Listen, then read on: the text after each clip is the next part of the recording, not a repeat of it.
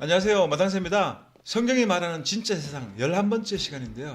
오늘은 더 총알처럼 진행하겠습니다. 잠언 3장 19절, 주께서 지혜로 땅의 기초를 놓으셨으며 명철로 하늘을 굳게 세우셨도다. 땅의 기초가 너무 많이 등장하니까 앞으로는 이 땅의 기초 특이한 설명이 없다면 그냥 넘어가도록 하겠습니다. 둥근 지구에서는 땅의 기초가 없죠. 평면 세상에서만 땅의 기초가 존재하고 있습니다. 잠언 3장 20절, 그분의 지식으로 말미암아 깊음들이 터져 오르며 구름들이 이슬을 내리는도다. 깊음, 세상의 땅 아랫부분에 엄청난 물들이 있는데요, 그걸 깊음이라고 표현을 하고 있습니다. 그리고 이제 깊음도 많이 설명드렸기 때문에 이제 웬만한 특이점이 없다면 깊음 역시 그냥 통과하도록 하겠습니다. 자, 그리고 이제 잠언에 많이 등장하는 단어가 있습니다. 바로 지옥이라는 단어인데요, 5장 5절에 그녀의 발은 사망으로 내려가고 그녀의 걸음은 지옥을 굳게 붙드느니라. 7장 27절, 그녀의 집은 지옥에 이르는 길, 곧 사망의 방들로 내려가는 길이니라. 9장 18절, 그러나 그는 죽은 자들이 거기 있는 것과 그녀의 객들이 지옥의 깊음들 속에 있는 것을 알지 못하느니라. 15장 11절, 지옥과 멸망도 주 앞에 있거늘 하물며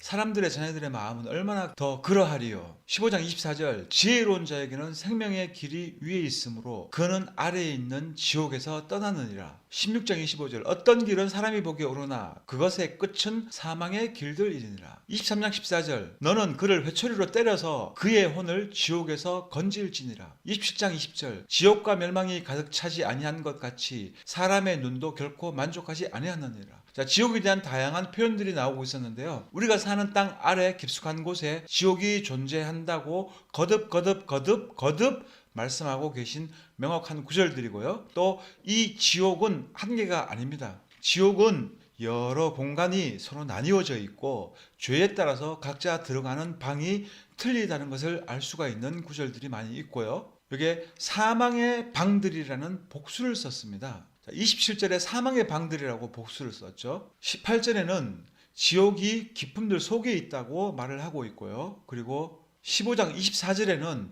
지옥은 아래에 존재하고 있다라고 또 표현을 하고 있습니다. 25절에는 사망의 길들이라고 표현했습니다. 방이 여러 개니까 당연히 사망에 이르는 지옥으로 가는 길은 여러 갈래길이 있다는 것을 또 말씀해주고 있는 구절이고요. 자, 이렇게 지옥은 다른 차원이나 멀리 있지 않고 우리가 살고 있는 땅 깊숙한 곳에 여러 곳으로 나누어졌고 들어가는 방도 여러 개가 존재하고 있다고 우리는 알 수 있는 구절을 지금까지 많이 경험해 봤습니다. 용암도 지옥의 뜨거운 불에서 나오는 녹아내린 흙이죠. 자, 이후로 나오는 구약의 모든 지옥은 다 건너뛰도록 하겠습니다. 잠언 8장 27절, 그분께서 하늘들을 예비하실 때에 내가 거기 있었으며 그분께서 깊음의 표면에 한계를 정하시고. 자, 깊음의 표면은 얼어 있다고 우리 창세기 1장 2절을 통해서 알 수가 있는데요, 땅 깊숙한 곳에 엄청난 물들이 있고 그 표면은 얼어 있는데 그 경계를 하나님이 경계선을 정해 놓으셨다. 그래서 세상의 물이 범람하지 않도록 막아 놓으셨다라는 구절로 이해하시면 되겠습니다. 8장 28절, 위로 구름들을 굳게 세우시며 깊음의 샘들을 강하게 하시고. 여기 또 땅속 물이 나오고 있네요. 8장 29절, 바다에게 자신의 칙령을 내리사 물들이 자신의 명령을 넘어가지 못하게 하시며 또 땅의 기초들을 지정하신 그때에, 자, 바다 역시 그 경계선이 분명히 존재한다고 말씀합니다. 땅에 범람치 못하도록 바다에게 명령해서 땅을 침범치 말라고 경계선을 그어 놓으셨다는 말씀이고, 여기 또 땅의 기초도 나오고 있습니다. 9장 1절, 지혜가 자기 집을 짓고 자기의 7 기둥을 깎아 만들며. 저는 이 구절에서 집을 짓는데 7 기둥이라고 왜 표현을 했을까? 7은 완전 숫자라고 말을 하고 있죠. 하나님의 숫자라고도 말도 하는데 땅 아래에 땅을 받치고 있는 기초가 있습니다. 그리고 그 기초를 받치고 있는 하나님의 기둥들이 있다고 말씀을 하고 계신데요, 그 기둥의 숫자는 성경에 나와 있지 않습니다. 그런데 이 구절에 의해서 아마 땅을 받치고 있는 기초들의 기둥은 7개가 아닐까 하고 저 혼자 추측해 볼 수 있는 구절이 됩니다. 잠언 25장 3절, 하늘의 높음과 땅의 깊음과 왕들의 마음은 헤아릴 수 없느니라. 하늘이 높고 땅이 깊고 하늘이 얼마나 높은지 땅이 얼마나 깊은지 인간은 절대 알 수 없다는 구절입니다. 제 영상에서도 확실하게 말씀드리지만 세상에 보여지는 진실도 있지만 우리가 알 수 없는 범위도 너무 많이 있습니다. 하늘 위 올라갈 수 없다 보니까 하늘 위에 어떤 구조로 어떻게 되어 있는지 우리가 알지 못하고 있고요, 땅 아래 역시 내려갈 수 없기 때문에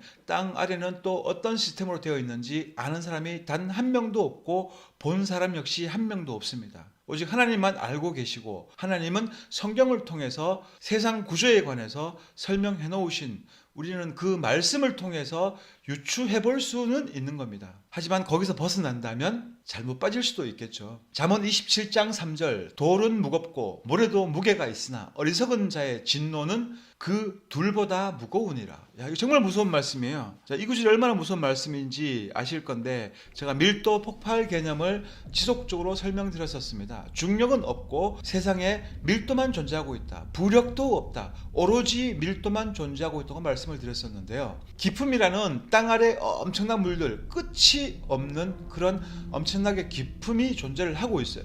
자, 그런데 돌도 무겁고 모래도 가볍지 않다고 말씀하고 있어요. 그 가볍디 가벼운 모래조차도 무겁다라는 말씀인데요. 하늘의 모래가 어떻게 무거울 수 있겠습니까? 그 하늘의 모래가 어디 있느냐에 따라서 상황은 완전히 바뀌게 됩니다. 그 모래 하늘이 땅에 있다면 별 의미를 두지 못하겠지만 만약에 이것이 액체 가운데 있는 고체라면 어떻게 되겠습니까? 어리석은 자는 돌과 모래보다도 더 무겁다고 말씀하셨어요. 더 나쁘다 뭐 이런 표현도 있을 텐데 왜 더 무겁다. 그런데 뭐 엄청난 큰 것 막 산을 놓고 비유하신 것이 아니라 돌 하나와 모래 한 알을 놓고 무겁다라고 표현하고 계십니다. 지옥보다도 더 무서운 곳, 그 깊이가 끝이 없는 깊음이라는 엄청난 물이 있는데요. 거기에 모래 한 알이 떨어진다면 어떻게 되겠습니까? 물은 액체고 모래는 아무리 가벼워도 고체예요. 모래 한 알도 깊음에서는 끝도 없이 떨어지게 되어 있는 겁니다. 하물며 이 둘보다 더 무거운 것이 어리석은 사람이다. 어리석은 사람은 지옥으로 떨어지고 나중에 깊음으로 영원히 추락할 수밖에 없는 겁니다. 그래서 잠언 27장 3절 돌은 무겁고 모래도 무게가 있으나 어리석은 자의 진노는 이 둘보다 무거우니라 라고 무게를 표현하신 겁니다. 그래서 밀도 개념을 이해한다면 이 구절 앞에서 사람은 경건해질 수밖에 없는 겁니다. 잠언 30장 4절 누가 하늘에 오르셨느냐 혹은 내려가셨느냐 누가 바람을 자기 주먹 안에 모으셨느냐 누가 물을 옷에 싸셨느냐 누가 땅의 모든 끝을 굳게 세우셨느냐 내가 말할 수 있거든 그분의 이름은 무엇이며 그분의 아들의 이름은 무엇이냐 이렇게 질문하셨는데 여기에 이 구절에서 물을 옷으로 싸셨다라고 말씀하고 있고요. 땅의 모든 끝을 세우셨다고 말씀하고 있습니다. 물 속에 우리가 사는 세상이 있는데 이 땅이 물 밑으로 가라앉지 않게 하나님이 기초를 만들고 거기에 하나님의 기둥으로 땅의 기초를 받치고 있기 때문에 땅은 물속으로 추락하지도 않고 물 위에 떠 있을 수 있는 겁니다. 그래서 하나님이 땅의 모든 끝을 굳게 세우셨고 그리고 이 세상을 감싸고 있는 그 엄청난 물들 세상 밖에는 엄청난 물들이 존재한다고 제가 말씀을 드렸는데요. 그 많은 물을 하나님의 구름으로 싸매셨습니다. 그래서 세상 밖의 물을 옷으로 싸매셨다라고 이렇게 표현하시는 구절이 되는 겁니다. 그리고 이 시리즈 1편에 세상 밖에 있는 물들에 대한 설명이 있으니까 이 시리즈 1편 영상을 참조하시면 좋을 것 같습니다. 자, 전도서로 넘어가겠습니다. 전도서 1장 5절 해는 뜨고 해는 져서 자기 처소 곧 자기가 떴던 곳으로 속히 돌아가고 모든 철학자들은 허무주의입니다. 그리고 공통적으로 무신론자들입니다. 유일하게 솔로몬은 이 전도서를 썼고 솔로몬 역시 철학자이면서 허무주의자였습니다. 동시에 솔로몬은 유신론자예요. 자, 지금까지 어떤 인간들보다도 명철하고 지혜가 가득 차 있었던 사람이 솔로몬이었는데요. 자, 솔로몬이 쓴 전도서 1장부터 지구 자전은 없고 해가 열심히 돌아간다고 평면 세상을 설명하고 있습니다. 해는 떠서 지고 떴던 곳으로 속히 돌아가고 평평한 거죠. 땅은 역시나 요동하지 않습니다. 전도서 1장 6절 바람은 남쪽으로 가다가 북쪽으로 돌이키며 계속해서 빙빙 돌다가 자기의 순환 회로에 따라 되돌아가고 이 구절은 바람이 순환 회로가 있어서 빙글빙글 돌다가 그 왔던 곳으로 되돌아간다고 말씀하니까 바람은 무작위로 부는 것이 아니라 자기의 불어가는 길이 있다라고 이해하면 될 것 같습니다. 1장 7절 모든 강은 바다로 흐르되 여전히 바다를 채우지 못하며 강들은 자기들이 나오는 곳으로 거기로 되돌아가느니라. 비가 내려서 강물이 넘치고 흘러내려서 바다로 가게 되겠죠. 또 땅 아래에서도 물이 올라와서 강으로 흘러가고 그 강은 결국에 바다로 흘러 들어가게 됩니다. 하지만 바다는 그 경계선을 절대로 넘지 않고 오버되어서 육지에 범람하지 않습니다. 그 이유는 오버되는 모든 물들은 바다 밑에 땅 아래에 기품이라는 엄청난 물이 있는데 그 속으로 들어간다고 저는 이해를 하고 있습니다. 전도서 11장 3절 구름들이 비로 가득하면 땅 위에 쏟아져 스스로를 비우며 나무가 남쪽이나 북쪽으로 쓰러지면 그 나무가 쓰러지는 곳에 거기에 그것이 있으리로다. 이 구절에서 구름은 수증기가 아니라 물을 담고 하나님의 명령으로 땅 여기저기 필요한 곳에 물을 부어주는 비수증기 셔틀이라는 것을 알 수가 있습니다. 구름과 비는 구별됩니다. 구름은 자동차, 비는 자동차에 타고 있는 승객인 거죠. 과학은 다른 소리를 하고 있지만 성경은 초지일관 구름과 비를 구별해 놓았고 구름은 자동차, 비는 승객이라고 말씀을 하고 있습니다. 전도서 12장 1절 이제 내 젊은 시절에 내 창조자를 기억하라. 곧 재난의 날이 이르기 전에 혹은 내가 말하기를 내가 이 해들을 기뻐하지 아니하노라. 그런 해들이 가깝게 이르기 전에 창조자 하나님을 기억하라. 종말이 다가오기 전에 지금 창조주 하나님을 기억하라는 말씀이 되는데요. 평면세상과 상관없는 구절인데 전도서의 핵심 요절이라서 제가 한번 이어봤습니다. 종말 때에 해가 7배나 더 강력한 출력을 쏴서 사람을 막 태우기까지도 하는데요. 반대로 빛을 잃어버리기도 합니다. 밤처럼 캄캄해지기도 하고요. 그런 해가 이르기 전에, 늦기 전에 창조주 하나님께로 돌아오라는 솔로몬의 결론적인 말씀입니다. 전도서 12장 2절 해와 빛과 달과 별들이 어두워지기 전에 혹은 비가 온 뒤에 구름들이 되돌아오기 전에 기억하라.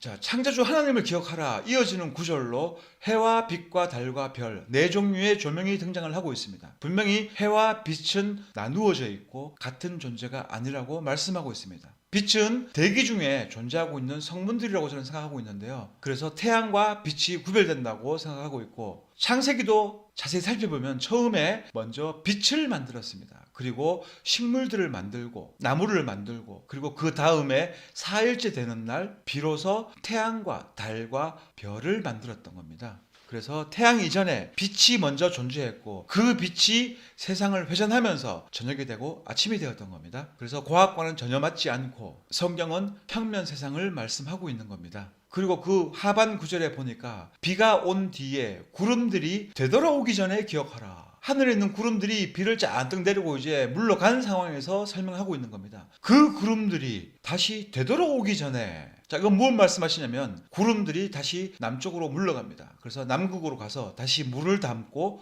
다시 바다를 건너서 땅으로 온다는 말씀으로 저는 이해를 하고 있고요. 구름은 비를 이동시키는 셔틀버스라고 성경에서는 확실하게 말씀하고 있습니다. 이사야서로 넘어갑니다. 이사야서 5장 30절 그날에 그들이 바다가 부르짖는 것 같이 그들을 향해 부르짖으리니 사람이 그 땅을 바라보면 보라 어둠과 슬픔뿐이요 광채가 그 땅의 하늘들 가운데서 어두워졌느니라. 종말때 상황으로 자 광채가 그 땅의 하늘들 가운데서 어두워졌느니라. 태양이 빛을 잃었다는 말씀이죠. 대환란 때 태양이 빛을 잃는다는 구절로 이해하면 되겠습니다. 이사야서 10장 23절 이는 주 만군의 하나님이 이미 작정한 멸망을 온 땅의 가운데에서 이룰 것이기 때문이라. 땅의 끝이 있듯이 땅의 한 가운데도 있습니다. 북극이죠. 하나님의 멸망 시나리오에 그 멸망은 온 땅의 한 가운데 세상의 중심 북극에서 이루어진다라고 말씀하고 있습니다. 둥근 지구에는 전혀 맞지 않는 구절이죠. 온 땅의 가운데는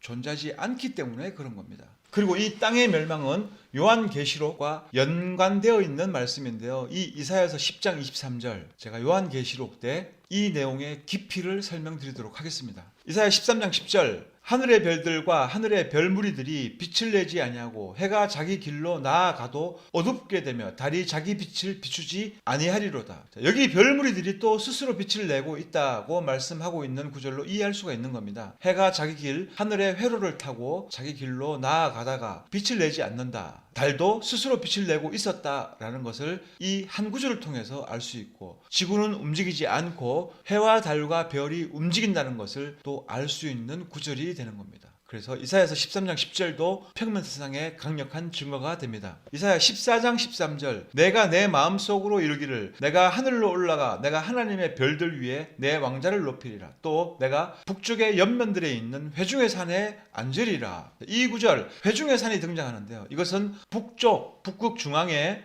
옆면에 위치한 산이라고 생각합니다. 북극은 누구나 갈 수 있다고 생각하지만 사실 저는 절대 가지 못하는 지역이라고 생각을 하고 있습니다. 북극 중앙에 분명히 우리가 절대 볼 수 없는 특이한 구조가 있을 것으로 저는 혼자 상상하고 있습니다. 북극 동공설 뭐 이런 거는 소설이니까 전혀 믿으면 안 됩니다. 그리고 그 중심은 절대 갈 수 없다고 저는 생각을 하고 있고요. 거기에는 두루 도는 화영검이 있을 것으로 저 혼자 추측을 하고 있습니다. 아마 뭐 낙원이나 에덴 동산이 거기 존재하지 않을까 하고도 생각을 해보게 되는데요. 물론 진실은 그 누구도 알 수 없고 각자 알아서 상상만 하고 그 결론이 무엇이든 확신한다면 위험할 것 같습니다. 그리고 오늘 영상의 하이라이트, 이집트가 왜 사막인지 성경에서 말씀해주고 계십니다. 이사야 19장에 그 이유가 다 나오고 있는데요. 시간 되시는 분들은 19장을 천천히 읽어보시기 바랍니다. 이사야 19장 1절, 이집트에 대한 엄중한 부담이라. 자, 왜 부담이라고 하셨을까요? 경고가 아니고 부담이라고 표현을 했습니다. 엄중한 경고가 아니라 엄중한 부담이라. 자, 이건 확정했다는 거죠. 그러니까 경고는 조심해라, 조심하지 않으면 큰일 난다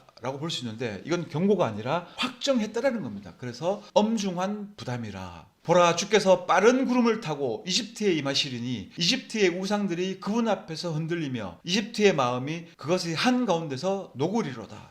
자, 이집트는 우상 숭배하고 잔인한 인신제사나 드리고 피라미드 같은 것을 세워가지고 온갖 우상 숭배, 악행을 일삼는 악한 민족이었습니다. 그래서 하나님의 진노의 잔이 쏟아졌고 하나님의 빠른 구름을 타고 하나님께서 이집트에 임하셨습니다. 이집트가 한순간에 멸망하고 작살나버리는 순간이 되는 겁니다. 피라미드건 스핑크스건 뭐건 쫑친 거죠. 자, 그리고 어떻게 이집트가 망하는지 뒷구절들에서 또 다 잘 나오고 있습니다. 이사야 19장 4절, 또 내가 이집트 사람들을 잔인한 군주 손에 넘기리니 포악한 왕이 그들을 다스리리라. 주 곧 만군의 주가 말하노라. 모든 왕은 하나님이 직접 임명한다고 제가 말씀드린 적이 있는데요. 이집트 사람들이 죄에 범람해 있고 동성애에 빠져 있고 우상 숭배를 하니까 하나님이 이집트 백성을 벌하시려고 포악한 왕을 이집트 왕으로 세웁니다. 그렇게 해서 백성들을 피곤하게 만들고 힘들게 만들어버리고 그 다음 구절 19장 5절, 바다에서 물들이 없어지고 강이 피폐하게 되어 마르며. 자, 일단 이집트에 잔혹한 왕이 세워지고 그 포악한 왕이 이집트 백성들을 쥐어짭니다. 고통을 주는 거죠. 그리고 동시에 이집트에 둘러있던 바다와 강들이 모조리 말라버립니다. 비가 안 옵니다. 하나님의 재앙으로 피라미드가 있던 그 밀림과 풍요롭고 기름진 땅이 비도 없고 강이 말라버리고 교역하던 바다들마저 바닥을 드러내어버리고 황무한 사막으로 변해버린 겁니다. 피폐하게 말라버린 거죠. 졸지에 멸망한 문명대국 이집트, 그 유적지들만 봐도 규모가 어마어마했을 강대국이었는데 졸지에 사막으로 변해버린 겁니다. 이유는